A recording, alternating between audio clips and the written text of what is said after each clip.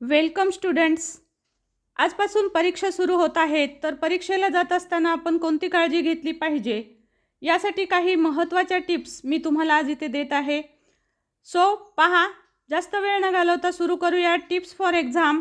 बघा, परीक्षेला जात असताना आपण काय करायचं आहे, तर परीक्षेमध्ये कोणत्या पेननं लिहावा हा प्रश्न पडतो. काळ्या किंवा निळ्या शाईचाच आपल्याला पेन वापरावा लागतो. तर मुलांनो, लक्षात ठेवा, काळ्या किंवा निळ्या शाईचाच पेन वापरायचा आहे. दुसरा म्हणजे विशेषतः लाल शाईचा पेन आपल्याला आन्सरशीट लिहित असताना वापरायचा नसतो, हे सर्वांनी लक्षात घ्या. दुसरी महत्त्वाची सूचना आहे, जेल पेन वापरू नका. मुलांनो, जेल पेन जर वापरला तर ती पेन लिहित असताना तुमच्याच लिहिलेल्या भागाला लागतात आणि त्यामुळे तुम्ही लिहिलेला जो लिखाण आहे तर तो एका बाजूला पसरत जातो. त्यामुळे जेल पेन वापरू नका. कुठल्याही बॉल पेन वापरा, जेल पेन वापरू नका. त्यानंतर पुढची महत्त्वाची सूचना आहे, स्टुडंट्स, मी सर्व सूचना खूप अतिशय महत्त्वाच्या देते आहे. या सूचना जरूर प्रत्येक परीक्षेला जात असताना बघा. आवडत असल्यास लाईक जरूर करा. तर पुढची सूचना अशी आहे मुलांनो, की अर्धा पेपर बघा, अर्धा पेपर निळ्या पेननं आणि अर्धा पेपर काळ्या पेननं, काळ्या शाईनं असं लिहू नका.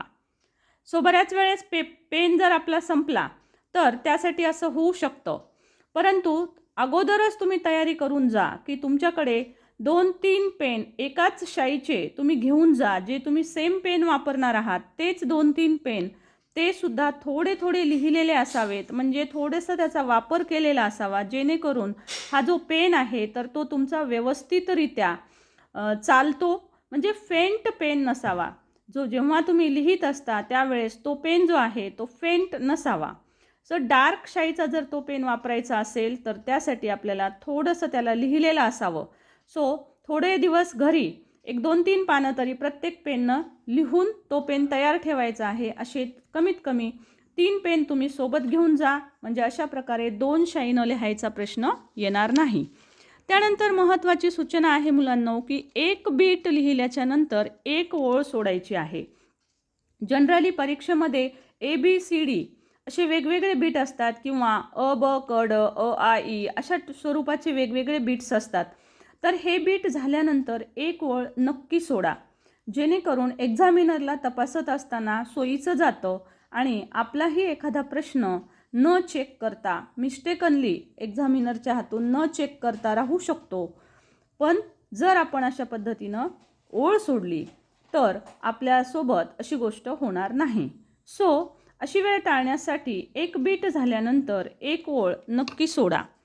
स्टुडंट्स, त्यानंतर पहा, अतिशय महत्त्वाची सूचना, मार्जिन दोन्ही बाजू सोडू नका. खूप विद्यार्थी मार्जिन दोन्ही बाजूला सोडतात, तर मार्जिन फक्त एका बाजूसच सोडा.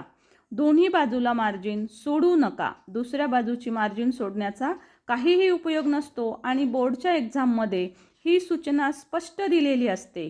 पहिल्या पानावर तुम्हाला बॅक साईडला सर्व सूचना असतात दिलेल्या, तर त्यामध्ये स्पष्ट सूचना असते की मार्जिन दोन्ही बाजू सोडू नका. तर मार्जिन फक्त एकाच बाजूला सोडा, ती पण डाव्या बाजूची मार्जिन सोडायची. आपल्या लिहितानाच्या उजव्या बाजूला मार्जिन सोडायची नाही. त्यानंतर पहा, मार्जिन कशा माराव्यात, तर 3 लहान लहान मार्जिन मारा. पहा, जशा पद्धतीनं इथं तुम्हाला एक मार्जिन दिसते आहे, तशा पद्धतीच्या याच्या पुढे एक छोटी आणि याच्या पुढे एक छोटी, अशा 3 मार्जिन मारा.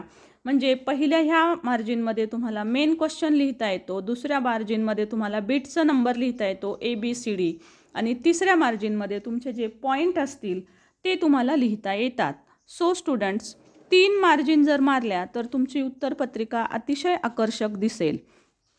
त्यानंतर महत्त्वाची सूचना, तर मुलांनो, मी तुम्हाला 10 वेगवेगळ्या अतिशय महत्त्वाच्या सूचना सांगते आहे. त्या तुम्ही जरूर अभ्यासायच्या आहेत आणि त्या पाहूनच परीक्षेला जायचं आहे. आवडत असतील सूचना तर जरूर लाईक करा.